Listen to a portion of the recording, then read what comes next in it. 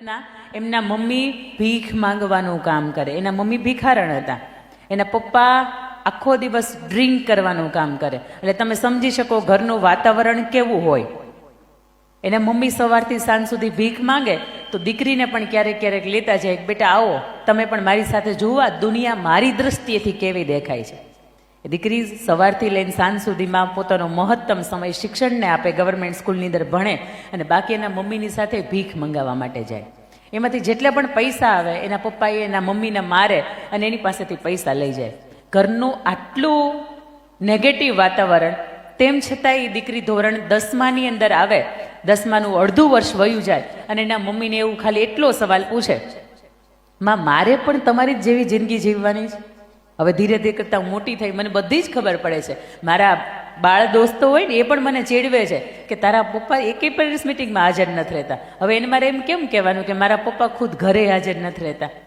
આવી હાલત છે. પણ મમ્મી મારે આપને એ પૂછવું છે, મારે તમારી જેવી જ જિંદગી જીવવાની છે?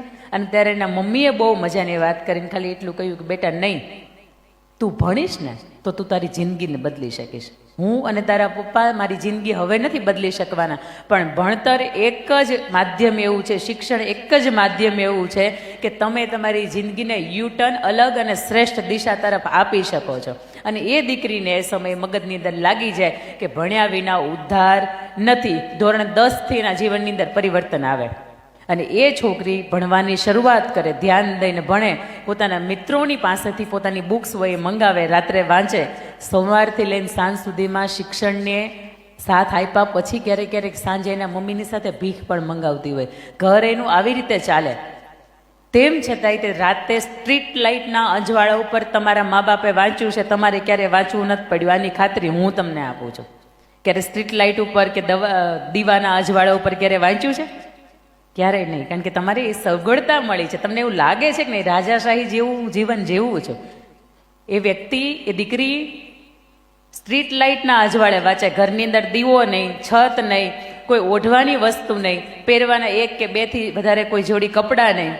આવી હાલતની અંદર એ તનતોડ મહેનત કરે સાહેબ, અને વર્ષના અંતે એક્ઝામ આપે અને એક્ઝામ આપ્યા પછી તામિલનાડુ રાજ્ય પ્રથમ આજ સુધીમાં 98.97% સાથે કોઈ નહોતું આવ્યું. આ નાગરત્ના આવી, ધ્રુજારી ચડીને.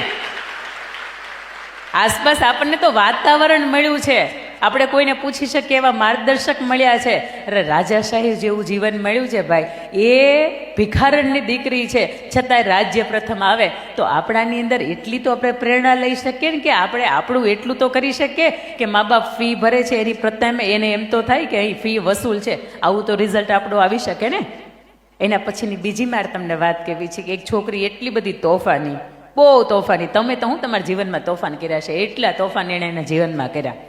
4થું ધોરણ ભણતી હતી ને એટલે પપ્પાને વિચાર એવો કે આટલા તોફાન તો જ બંધ થાય કે જ્યારે એને તમે બીજાના ઘરે ભણવા મોકલી દો અથવા તો હોસ્ટેલ લાઈફની અંદર મોકલી દો. એના પપ્પાએ નક્કી કર્યું કે આ છોકરીને બીજાના ઘરે રહીને ભણાવી છે.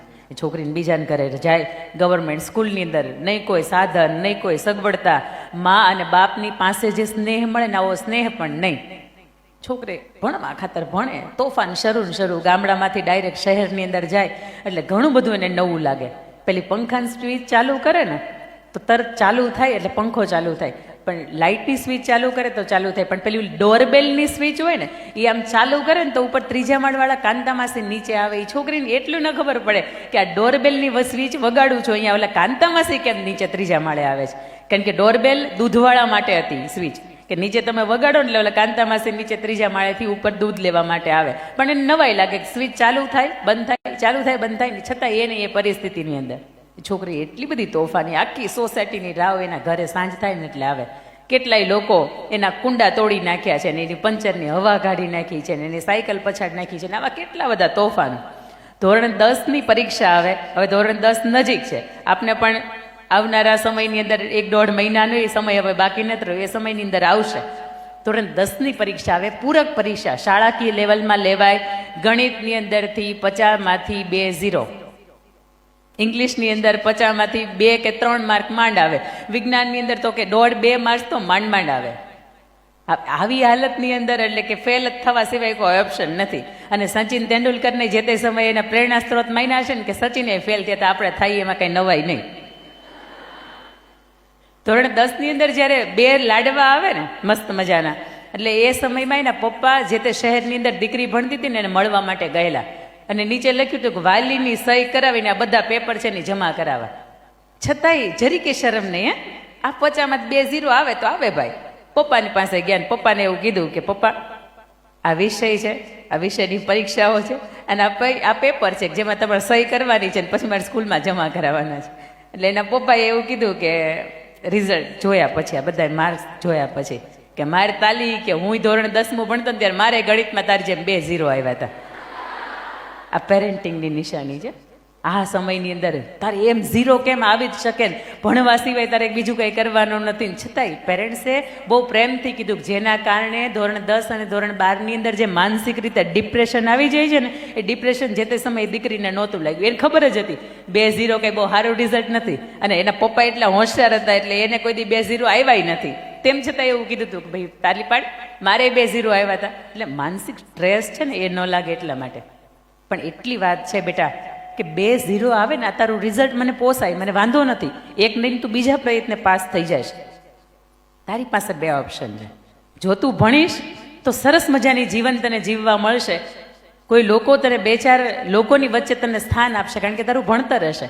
અને જો તું નહીં ભણે તો પછી અમારી જેમ સવારથી લઈને સાંજ સુધીમાં ખેત મજૂરી કરવાની છે, વાઢવાનું, કાપવાનું, નીંદવાનું, ખોદવાનું, અને તનતોડ મહેનત કર્યા પછી માંડ દિવસના 300 થી 400 રૂપિયા મળે.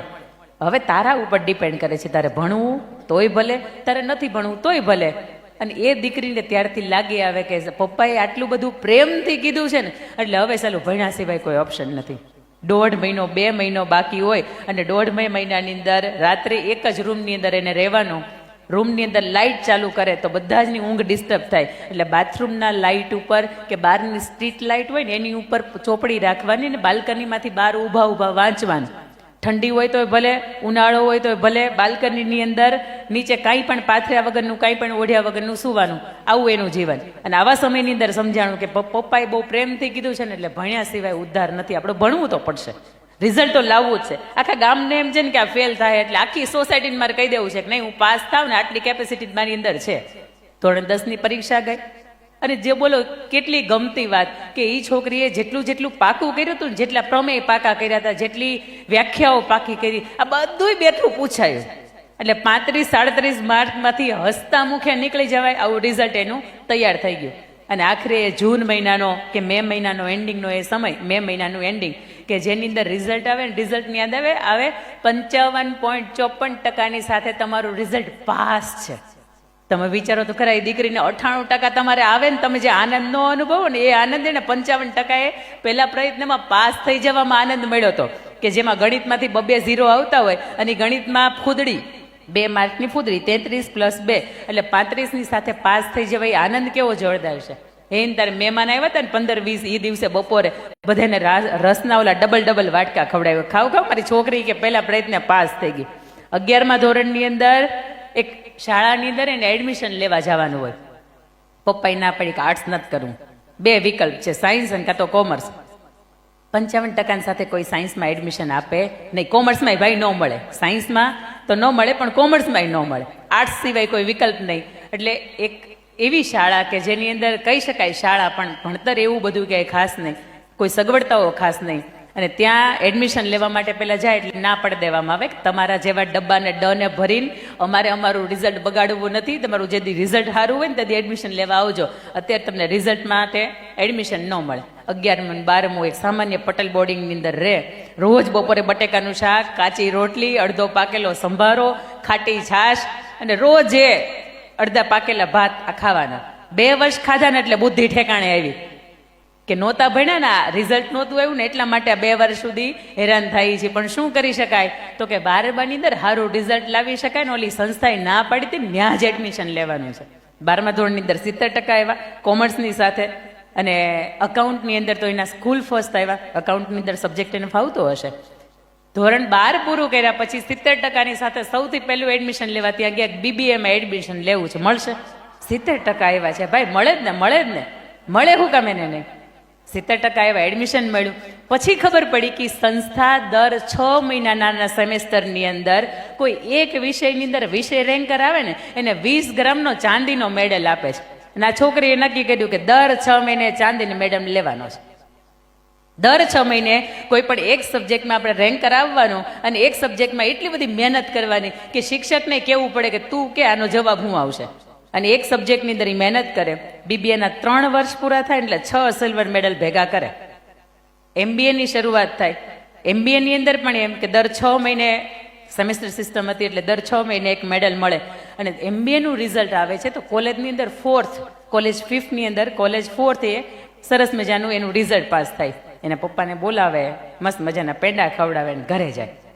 લગ્ન થઈ જાય, જોબ છૂટી જાય, જીવન બદલાઈ જાય, આખા પોતાના શોખ હતા એ બદલાઈ જાય.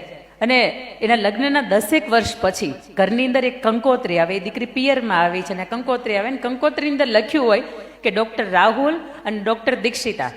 એટલે પપ્પાને અંદરથી એમ થાય કે મારે મારા સંતાનોને ભણાવતા ડૉક્ટર બનાવતા, પણ આ સમય સંજોગે બની ન શક્યા. પણ ડૉક્ટર લખાય ત્યારે એ કંકોત્રીની વેલ્યુ કેટલી વધી જાય.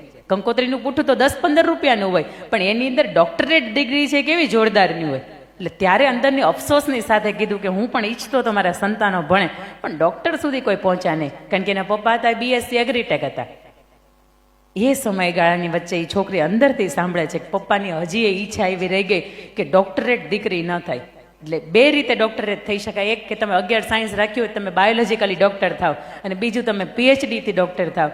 અને એને લાઈફની અંદર ગુજરાતી લિટરેચર સબ્જેક્ટની અંદર પોતે પીએચડી કરે છે અને પછી એનું રિઝલ્ટ પપ્પાને આપે છે. પપ્પા આજથી તમારી દીકરી અંકિતા મુલાણી તરીકે નહીં પણ ડૉક્ટર અંકિતા મુલાણી તરીકે ઓળખાશે. આ વોલ લાઈફ હું ક્યારેય કહેતી નથી, પણ આજે મારી સામે તમે હોસ્ટેલની દીકરીઓ છો, તમને ક્યારેક એવું થાય કે ભણવું નથી, ભણ્યાથી શું ઉદ્ધાર થાય. પણ એનું જીવતી જાગતી ઉદાહરણ હું કે 55.54% સાથે વિચાર ન આવે ભણી શકાય. પણ મારા જેવું રિઝલ્ટ તો તમારું કોઈનું નહીં હોય, એની તો હું ખુદ સાક્ષી રહું ને, ગેરંટી આપું. તમારા ચહેરા મને એવું કે બેન કંઈ 55% થોડા આવે અમારે, પણ અમારા વખતે આવતા ખબર નહીં, અમને આપતાય નહીં કોઈ. તમારે જે 98, 95 આવે એવા અમને કોઈ ન આપતું. અમારા 2 વર્ષના ભેગા થાય ને તો માંડ 90-95 થાય. પણ આવો એબીસીડીના એ તરફ મારે તમને લઈ જવાય છે. આ 2 જીવનની પ્રેરણા બાંધજો કે ભિખારણની દીકરી હોય ને એને પણ એની માની શીખ મળે ને તો એ વ્યક્તિ એના જીવનની અંદર શ્રેષ્ઠ પરિણામની સાથે બોર્ડ પ્રથમ આવી શકે. અને એક એવું વ્યક્તિ જેને ભણવાની કાંઈ ખબર ન પડે, ડબ્બાના એટલી બધા તોફાન કે દરેક વ્યક્તિના તોફાન સિવાય એની પાસે ફરિયાદો ન હોય, અને આવી વ્યક્તિ પણ તમારી સામે ઊભી રહીને બોલી શકે. મારે કદાચ ત્યારે સારા ટકાવારી આપ્યા હોત ને તો એકાદી બેંકની અંદર કે કે ગોઠવાઈ ગયો હતો, તમારી સામે ન ઊભી હોત. આજે આ તમારી સામે ઊભું રહેવાનું નહોતું, એટલા માટે કદાચ એ જીવનની અંદર પડાવ મેં મારા જીવનના જોયા હશે. એબીસીડીનો એ શીખવે છે એમ, તમારો ધ્યેય. હવે હું આમાંથી પૂછું કે કેટલાય નક્કી કર્યા છે? બેટા તમે તમારો ધ્યેય નક્કી કર્યો છે? શું બનવું છે? શું બનવું છે? લોયર બનવું છે. અરે વાહ. તમે પિંક કલરનું ટી શર્ટ, પિંક, યસ. તમે તમે તમે તમે પિંક સ્વેટર, યસ. તમે શું બનવું છે મોટા થઈને? Bank manager, okay. અરે વાહ, વેરી ગુડ. તમારે ડોક્ટર બનવું છે. અરે વાહ. પાછળ તમારે તમે તમે તમે ડોક્ટર, પ્રોફેસર, સોફ્ટવેર એન્જિનિયર. અરે વાહ. કોઈ અહીંયા એવું બેઠું છે કે જેણે નક્કી જ નથી કર્યું? બેન ગમે અમે તો અઠે ગઠે ગમે બની જાય, કઈ નક્કી નહીં. અમે તો ગાંધીનગરના પીએસઆઈમાં જોબ કરતા હોય 5 વર્ષ પછી. અમારું કઈ નક્કી નહીં, આમ ગમે બની જાય. અમારામાં અદ્ભુત તાકાત છે, અને એ તાકાતનો પરિચય જો અમે આપવા બેહીને તો અમે ડેપ્યુટી કલેક્ટરના દરજા ઉપર તો અમે કેદું ના આવી જાય. એટલે અમે નક્કી એટલા માટે નથી કર્યું, વળી નક્કી કરી નાખ્યું અને અમારું ડાયરેક્શન બદલી ગયું હોય તો. કોઈ એવું બેઠું છે કે જેને નક્કી જ નથી કર્યું? હું હતી ને, જે તે સમયમાં હું હતી, મને ખબર જ નહોતી કે મારે શું બનવું છે.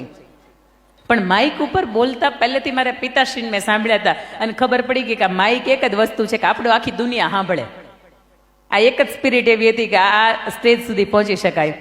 રાજકોટની અંદર એક મારો સેશન હતો, એક દીકરો હતો અને 11મું ભણતો હશે. મેં એને પૂછ્યું કે એટલે તારે બનવું છે? હું પહેલી જ લાઈનમાં બેઠો હતો ને, એટલે બસનું કંડક્ટર બનવું છે કે. મેં કીધું કેમ? સમજો એનો જવાબ તમે સમજો. મેં કીધું કેમ? મારું ગામ છે ને કે અહીંથી 17-18 કિલોમીટર થાય છે. રોજ ટિકિટની મગજમારી, રોજ ઓલાને પાસે છૂટા ન હોય. એટલે મને એમ થાય કે રોજની ટિકિટ લેવી કે દેવી ને એની કરતાં કંડક્ટર બની જવાય. આને ધ્યેય ન કહેવાય, આને તમારું લક્ષ્ય ન કહેવાય, આને તમારું એમ ન કહેવાય. એમ કોને કહેવાય? આનો સુંદર મજાનો મારે તમને પ્રસંગ કેવો છે કે 11 વર્ષનો એ દીકરો 11 વર્ષની ઉંમરમાં એક વખત પોતાના ભાઈબંધને ત્યાં વાંચવા માટે જાય. એના ઘરે રહીને ભણતો હોય એટલે એક વખત રસ્તામાં જાય ને તો કરિયાણાની દુકાનવાળાની એક ટીવી ચાલતી હોય અને ટીવીની અંદર એક ઇન્ટરવ્યૂ ચાલતું હોય. ઇન્ટરવ્યૂની અંદર એક સામે સામે બે વ્યક્તિ બેઠા છે અને એક વ્યક્તિ એવા સરસ મજાના સૂટ બૂટની અંદર પગ ઉપર પગ ચડાવીને ટાઈ બાંધીને આમ મસ્ત રીતે બેઠા છે. એની પર્સનાલિટી જોઈને આ વ્યક્તિ નક્કી કરે કે મારે આની જેવું બનવું છે. આ જે કોઈ પણ હોય પણ મારી એની જેવું બનવું છે. કરિયાણાની દુકાનવાળાને પૂછે, એ ભાઈ આ કોણ છે? એટલે કરિયાણાની દુકાનવાળો શું જવાબ આપે? ભાઈ તું તારું કામ કર ને, સવારથી સાંજ સુધીમાં તું કેટલામ છો એને હું ઓળખું છું. તારા બાપા માંડ માંડ રિક્ષા ચલાવીને તારું ઘર ચલાવે છે. તારી પાસે એક જોડીથી વધારે કપડાં નથી. સાંજે તું ઓલી રૂમાલ હોય ને એ વીટીને સૂઈ જાય છે. એની પાસે એક જ જોડી કપડાં, આનાથી વિશેષ વધારે કપડાય નહીં. ભાઈ તારી હાલત જોઈને મારે તને ક્યાં એવું કેવું કે આઈએએસ ઓફિસર છે? ખબર પડી ગઈ કે આઈએએસ ઓફિસર છે. આખી રાત પડખા ફરે. આપણે બનવું છે તો કે આઈએએસ ઓફિસર બનવું છે, એના માટે શું કરી શકાય? આસપાસના મિત્રોને પૂછે, ટીચર્સને પૂછે કે આઈએએસ ઓફિસર બનવું હોય શું કરી શકાય? કોઈ વ્યક્તિ એને કહે કે યુપીએસસી ક્રેક કરવી પડે અને સૌથી ટફેસ્ટમાં ટફેસ્ટ એક્ઝામ હોય ને એટલે એની યુપીએસસી કહેવાય.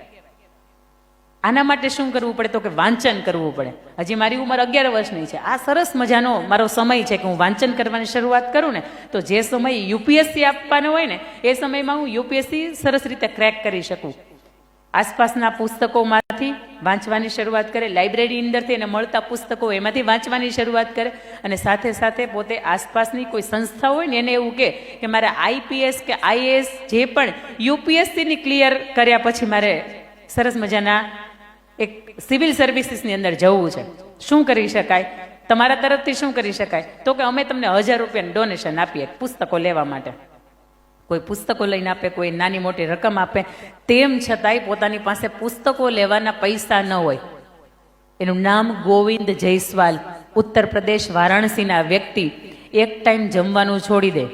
એક ટાઈમ જમવાનું છોડે એટલે 50 રૂપિયા બચી જાય. 5 તેરીને 15, 1 મહિનાના 1500 રૂપિયા બચે. 1500 રૂપિયામાંથી પુસ્તકો લે અને રાત દિવસ વાંચે.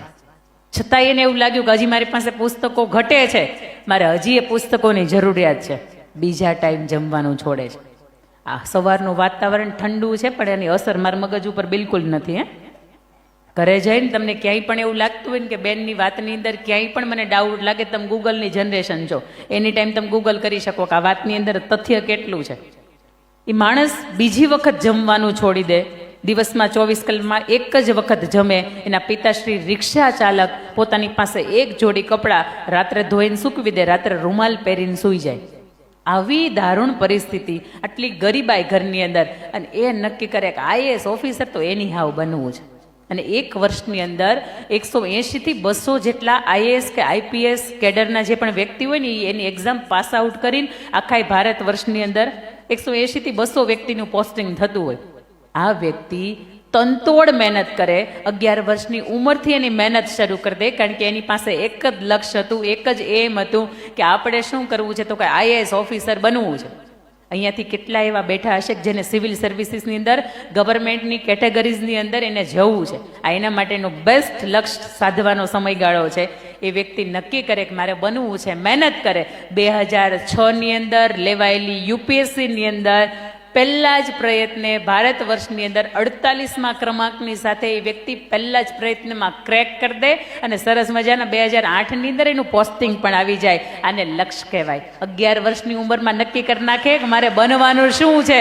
આપણે 22 વર્ષના થઈ જાય તો એ જે નક્કી નથી કરતા, અઠે ગઠે ગમે એ બની જાય. એમને ન બનાય. ડેપ્યુટી કલેક્ટર થવું હોય, કલેક્ટર થવું હોય, પીઆઈ પીએસઆઈ થવું હોય, આઈએએસ કે આઈપીએસની એક્ઝામ તમારે પાસ કરવી હોય તો એના માટેનો આ સમયગાળો છે કે સ્કૂલ લેવલમાં તમે જો, અને સ્કૂલ લેવલની અંદર તમારી ઉપર એક પણ જાતનું પ્રેશર નથી. તમારી ઘરે પ્રસંગ આવે તમને કોઈ પણ જાતની ચિંતા છે? કોઈ ચિંતા કરી નહીં? તમારી ઘરે કદાચ આ વર્ષે તમે તલ વાવ્યા હોય, પપ્પાએ શીંગ વાવી હોય, મગફળી કંઈ પણ વાવ્યું હોય, તો એમાંથી ઓછી આવક થાય તો તમને ચિંતા ખરી?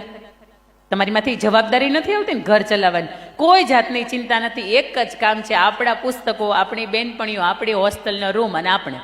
અને આનાથી વિશેષ કાંઈ નથી. તો આ સમયગાળો છે કે જ્યારે જીવનને યુટર્ન લાવી શકાય. હું જ્યારે કોલેજમાં હતી ને ત્યારે મારી સાથે હોસ્ટેલની અંદર 169 દીકરીઓ હતી બીબીએના વિભાગની અંદર. પણ ઘરેથી સ્ટ્રિક્ટ નિયમ હતો કે તારા નામની કોઈ પણ ફરિયાદ આવશે એટલે ફરિયાદ જેવી ઘરે આવશે ને એટલે તું ઘરે આવી જઈશ.